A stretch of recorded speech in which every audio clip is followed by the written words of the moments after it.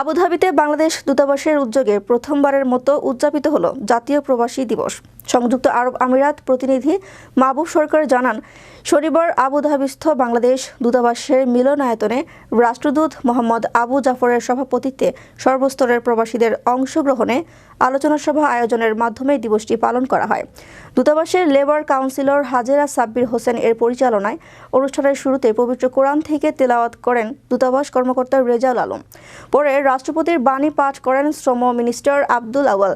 প্রধানমন্ত্রীর বাণী পাঠ করেন লেবার কাউন্সিলর হাজেরা সাব্বির। প্রবাসী কল্যাণ ও পররাষ্ট্রমন্ত্রীর বাণী পাঠ করেন শ্রম সচিব লুৎফর নাহার নাজিম। সভায় দিবসটি নিয়ে নির্মিত বিশেষ প্রামাণ্য চিত্র প্রদর্শন করা হয়। অনুষ্ঠানে বক্তব্য রাখেন বাংলাদেশ সমিতির সভাপতি প্রকৌশলী মোয়াজ্জেম হোসেন, বঙ্গবন্ধু পরিষদ আবুধাবি কেন্দ্রীয় কমিটির সাধারণ সম্পাদক নাসির তালুকদার, জনতা ব্যাংক সিইও মোহাম্মদ কামরুজ্জামান, আল সুমাইয়া গ্রুপের chairman Fakhrul Islam Khan CIP, doctor Mezbauddin, Mohammad Yunus CIP, Abu Hanif, engineer Abdur Razzak, Abdul Awal, Abdul Halim প্রমুখ ব্যক্তিবর্গ। এ সময় রাষ্ট্রদূত বিশিষ্ট প্রবাসী ব্যক্তিবর্গকে স্ব ক্ষেত্রে বিশেষ অবদানের জন্য সম্মাননা সনদ তুলে দেন।